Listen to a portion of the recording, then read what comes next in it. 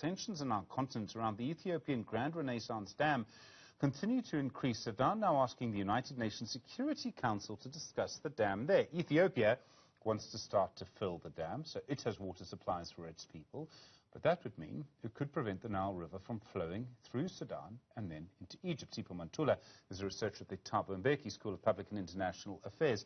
Sipho, good afternoon to you, and thank you for your time on Newsfeed this afternoon. Ethiopia is determined to fill this dam. Sudan and Egypt are very worried about it. Is it a good move to go to the United Nations? Definitely, one will say that because this is a matter of what we call hydro or water politics, diplomacy, that the same UN in the late 1930s and in the late 1950s created this crisis around the loss of water. And if you looked, Egypt and Sudan benefited out of that deal, and hence Ethiopia has been reneging and saying that all those treaties that were signed were illegal and not valid. But if one looks, both the EU and the AU has been seized with this matter. But if you are taking it to the Security Council, Egypt must now justify if there is a threat to international security. And that's where I think if they are raising the issue to go to the UN Security Council, there must be some indication or a signal of a conflict that is coming. I mean, the thing about this is that tensions can rise very, very quickly. Ethiopia's got a dam, spent a lot of money on this dam, wants to fill the dam. That's going to help its economy. But Sudan lives on this water. Egypt, I mean, the Nile River really is part of Egypt's national identity. It's one of the things it's famous for. They can't live without it. And, I mean, it has an impact on Egyptian soil, for goodness sake. Definitely. You know, Stephen, we should remember the words of the former Foreign Affairs Minister of Egypt, who said that at some point, that was Boutros Ghali, who spoke about that at some point the 21st century battle or conflict will be around the waters. Ethiopia regards the Nile River as a God-given wealth and a natural resource. They have worked on it for the past decade. Remember, this is the Meles Zenawi project, that they have put more resources to it. And when I mean more money on it, I mean that even the bonds of the people who are living there, they've put more interest on it. And secondly, they've put the interest on it spiritually as well. And one thing that the media has been missing, it is not the conflict of the three countries. In 2011, you remember that there was a meeting in Kampala of what we call the 9 states again, because we have almost 11 states sharing this Nile water. But Ethiopia happens to be carrying almost the 80% of the water flowing towards the river, towards Egypt and Sudan. While there are some upper streams that we call, we can talk of Kenya, Tanzania, Uganda, there are many. And that's where I think this crisis of taking to the UN will not serve any purpose if we don't look at the AU efforts, because remember that at some point, the issues were around the just technicalities about when can we fill this dam and for how long. And Ethiopia has been raising issues around their power generation and as well around their food security, which both countries have raised as well.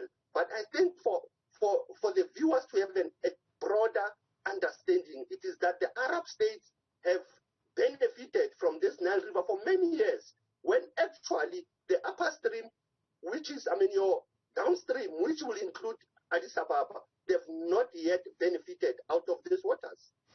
Sipho, is there a bit of a risk going to the United Nations? I hear you should go to the African Union first. That makes sense. But we know, and there's a long history here of countries like Russia, the United States, now more China, trying to use African resources, trying to do deals, sometimes for the benefit of people in Africa, sometimes not. Is there a risk here that this dam, this entire issue, could get caught up in sort of global politics? People who will get involved, say that they're trying to broker peace, but are actually doing it for their own good. Definitely. Remember earlier when I said on my intro that even the European Union have entered this fray now. They have already urged the parties to get engaged, look at the AU mediation efforts. But if one looks at the role of the superpowers, they do have an interest. If you look at China's role in Addis, one will say that vis-a-vis you look at the role of Russia in the Arab states compared to the U.S., that is very close to the to people of Addis Ababa more than the Arab states. But if we are pushing it to the UN Security Council, then we need to pass that test. Whether is it a threat to international security? And if you look, Egypt, one will say, it is pulling all its bags by engaging. They've been moving, as well as Sudan. They've been going through their allies, trying to mobilize them against the role of Ethiopia. And I think that is where it is wrong for them to always seek international mediation when Addis Ababa has been saying, but let's look within, let's look around African solutions, because this is an African problem. Despite, as you have said, there's another hidden interest from the superpowers, because indeed the whole world needs water, because water controls the whole climate, the whole universe, so that there is that need for us to can understand that the role of the international organizations is to promote peace and unity as well as solidarity. But if the UN will be caught up, I can assure you, diplomacy of Egypt and Sudan will want to take advantage of Ethiopia, and Ethiopia, it is not reneging on this matter. Sipho, I don't know if this is technically possible. I'm not a hydrologist. I've never built a dam in my life, except for the last time I was at a beach.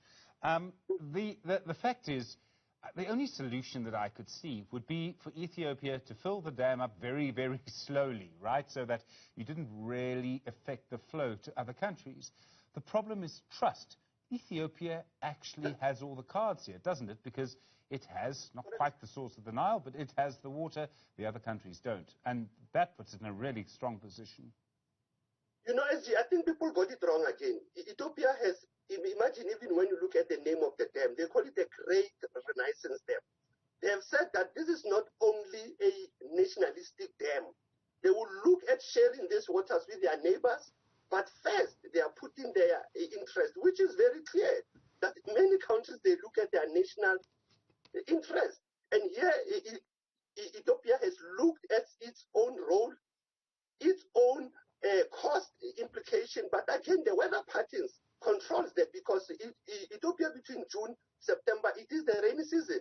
And that's where you will understand that they cannot even control the water flowing, because there'll be plenty of water, there'll be floods if we don't have water preservation or containing the water. And that is the problem, that the southern Sudan had the same crisis when there are floods. And they had the Jongeli Canal, which was part of the same project.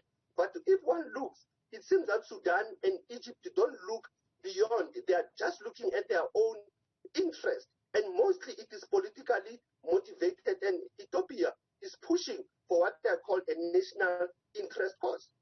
Sipho Mantula, thanks very much indeed. Really do appreciate it at the Thabo Mbeki School of African Leadership.